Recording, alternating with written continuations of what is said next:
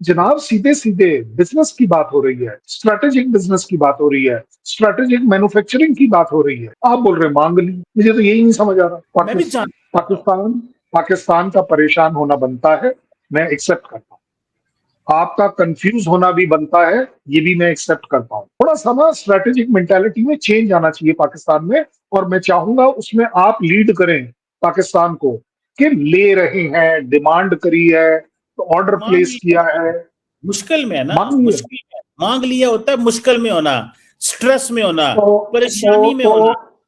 ठीक है, ठीक है, वो तो आपकी मतलब बात। ये है, इसका मतलब इसका मैं मतलब इसका आप मतलब इसका पैनिक में मतलब अगर आपके प्राइम मिनिस्टर साहब कहते हैं कि मैंने कटोरा लेकर अब घूमना बंद कर दिया है, मैं मांग मांग के तंग आ गया हूं, तो उसका मैं बुरा मानूंगा या अच्छा मानूंगा?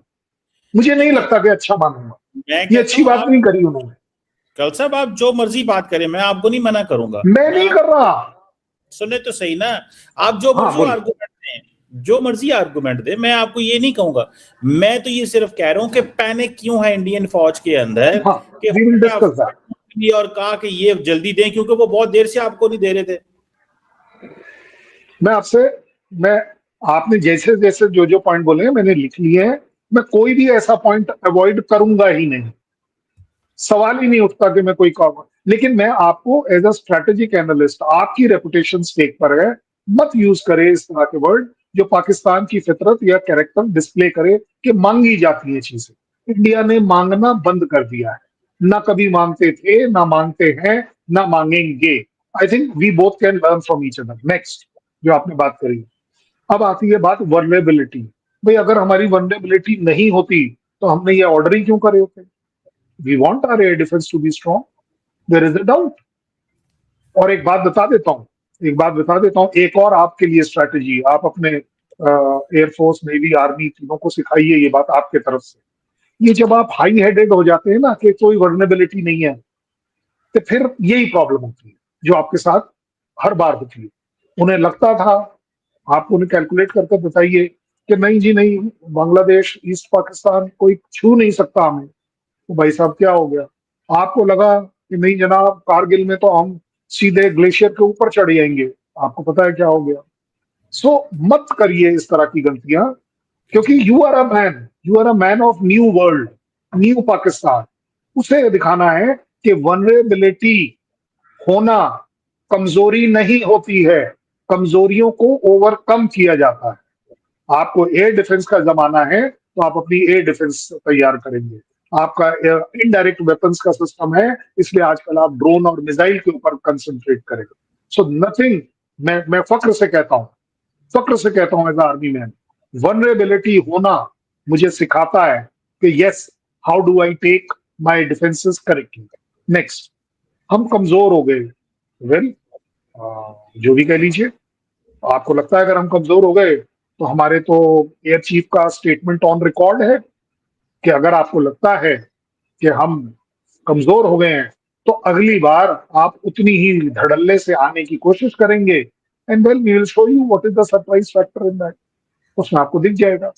उससे भी बड़ी बात, मुझे एक बात बताओ, सही बताना, अमन चीमा साहब दिल पर हाथ रखते, सच्चाई के साथ, ईमानदारी के साथ, लास्ट एक साल में कौन सा ऐसा यूएस का चीफ है या कमांडर है जो आपके यहाँ विजिट करके गया हो? If you can remember. चलो एक साल थोड़ा ज्यादा हो जाएगा इसलिए शायद, चलो पिछले 10 दिन का ले लें, पिछले मैं 15 दिन तो का ले लें। रशिया से नहीं नहीं आपने नहीं, मैं आपको क्रिटिसाइज नहीं कर रहा हूँ। मैं सुन तो लें, क्रिटिसाइज नहीं कर रहा हूँ। जी आप बोलिए। करें जो मर्जी करें। अगले दिन रशिया से डिफेंस एग्रीमेंट कर लिया, अभी जिस अमेरिका के साथ किया था वो तो आपकी मदद को आया कोई नहीं था। अब आप भागे हैं रशिया के पास कि अब देखो हम इतनी शिप यहाँ पे खड़े करेंगे, इतने जहाज खड़े करेंगे, इतने फौजी यहाँ पे लेके आएंगे। मैं सिर्फ इतनी बात कह रहा हूं, मैं सिर्फ इतनी बात कह रहा हूं कि रशिया अमेरिका से पहले 20 साल से एग्रीमेंट कर रहे हैं, लेमो कामाकासा पता नहीं केड़े केड़े हो रहे की कर छड़िया उन्होंने नाल 20 साल दुक्का $20 अरब का आपने असला भी खरीद लिया। और जब हमारे साथ जंग का मौका आया, वो भाईजान आपके साथ, बल्कि उन्होंने आपके लिए स्टेटमेंट तक नहीं दी, बल्कि आपको मुश्किल में डाल दिया, बल्कि आपके वजीर आजम की सारी खारजा पॉलिसी को तितर बितर करता। अब रशिया के पास पहुंच गए हैं।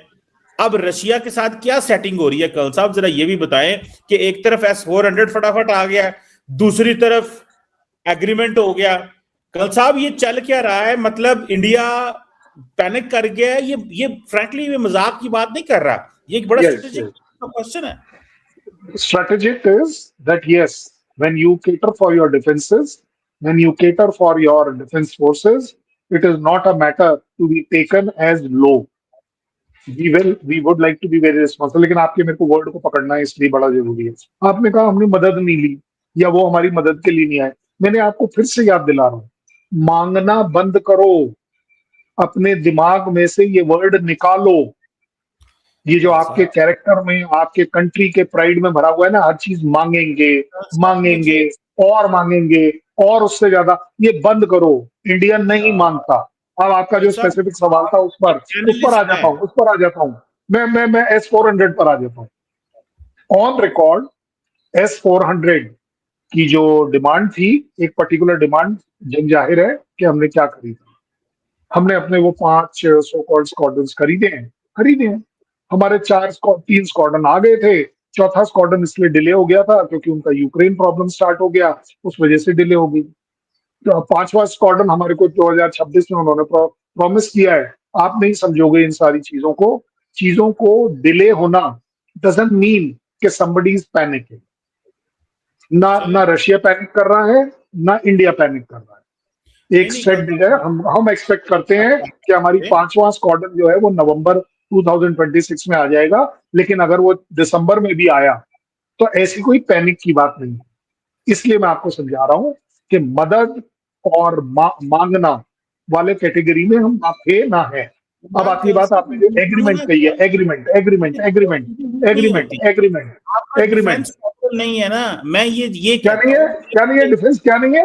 आपका डिफेंस सॉवरन नहीं रहता ना। जब फॉर एग्जांपल एक न्यूक्लियर कैपेबल मुल्क होने के नाते जब आपको बाहर जाके मदद लेनी पड़े और वो मुल्क आपके साथ ना खड़े हों, मिसाल के तौर पे हम तो चाइना के आयरन क्लैड पार्टनर हैं, ऑल वेदर फ्रेंड है। एक ही मतलब हम कहते हैं कि जिस रूम में हम बैठे हैं चाइनीज नहीं ना बैठे हुए, चाइनीज भी उधर हैं। जिस रूम में चाइनीज नहीं है, हम नहीं बैठे हुए, हम भी वहीं पे। मतलब हमारा तो ताल्लुक ये है ग्लोबल लेवल पे, ठीक है। हर हमारे मुल्क की जो एम्बेसी है वो इक्वाडोर में भी है, जहां पे भी दुनिया में है वो चाइनीज के साथ मिलकर काम करती है, हमारी पार्टनरशिप है। मैं कहता हूं आपका क्या है यार, मतलब मुझे तो आपका दुख खाई जा रहा है। मुझे तो तकलीफ इस चीज की हो रही है कि अरबों डॉलर पहले अमेरिका को दे दिए, मुश्किल वक्त में आपके साथ नहीं होता, अब रशिया की तरफ भागे हैं। और एक तरफ रशिया से वो कहते हैं कि जी हमने अमेरिका के लिए रशिया से तेल लेने भी बंद कर दिए, ईरान से भी तेल लेने बंद। अब उस यार कल सब आप एक बात छोड़ दे यार, मैं सच्ची बात है परेशान हो रहा हूं। इतनी कंफ्यूज फॉरेन पॉलिसी, इतनी कंफ्यूज नेशनल सिक्योरिटी डायरेक्शन है। मतलब what's going on in your country? मतलब is there any soul searching going on? मतलब मैं भी पाकिस्तान का परेशान होना बनता है, मैं एक्सेप्ट करता हूं। आपका कंफ्यूज होना भी बनता है, ये भी मैं एक्सेप्ट करता हूं। जय हिंद दोस्तों, स्वागत है आप सभी का हमारे चैनल पर। आप देख रहे हैं इंडिया वेब न्यूज़। पाकिस्तान के पत्रकार कमर चीमा साहब परेशान हैं, भारत की फॉरेन पॉलिसी की बात कर रहे हैं। अपने घर में नहीं देखते कि उनकी फॉरेन पॉलिसी क्या है सिवाय भीख मांगने की। चाहे वो प्रधानमंत्री हो, चाहे वो विदेश मंत्री हो, चाहे इनका आर्मी चीफ आसिम मुनीर हो, हर कोई कटोरा लेकर अलग अलग देशों में चला जाता है सिर्फ भीख मांगने के लिए। और ये भारत को बोल रहे कि भारत कंफ्यूज है अपनी फॉरेन पॉलिसी को लेकर। आज पाकिस्तान ने खुद माना है कि उनके पास तेल स्टॉक ज़ीरो है, भारत को देखकर किलसता है और कहता है कि हमारे पास में उनकी तरह तेल रिजर्व नहीं है। भाई, भारत की फॉरेन पॉलिसी ऐसी है कि इस युद्ध के माहौल में भी जहां दुनिया तेल के लिए तरस रही थी, वहीं पर भारत के पास पर्याप्त मात्रा में तेल भंडार था। ईरान के थ्रू भारत में एलपीजी गैस सप्लाई हो रही थी, जहां पर जितने सऊदी अरेबिया हो गया, पाकिस्तान हो गया, वहां पर गैस की किल्लत थी। लेकिन आज भी पाकिस्तान तेल का रोना जो रो रहा है, उसके लिए सबसे बड़ी मुसीबत यही है क्योंकि ये ईरान और अमेरिका के बीच में मध्यस्थता करने चला था। इनके हिसाब से मध्यस्थता थी, लेकिन असल में पूरी दुनिया जानती है ये सिर्फ और सिर्फ भाड़े के टट्टू है। जैसे यूएई का पैसा देने के लिए सऊदी अरब में अपनी फ़ौज भेज दी और ईरान और अमेरिका का जो मैसेज है वो लेकर ईरान के पास बार बार पहुंच रहे थे। तो फॉरेन पॉलिसी की बात करनी है तो आप अपनी फॉरेन पॉलिसी की बात करिए। भारत के पास बहुत अच्छे लोग हैं, भारत के पास प्रधानमंत्री मोदी जैसा व्यक्ति है, वहीं पर जयशंकर साहब जैसा फॉरेन मिनिस्टर है। आप लोग क्या कहते हैं कमेंट करके बताएं। चैनल पर नए हैं तो चैनल को सब्सक्राइब करें, इस वीडियो को लाइक करें और शेयर करें। जय हिंद, जय भारत।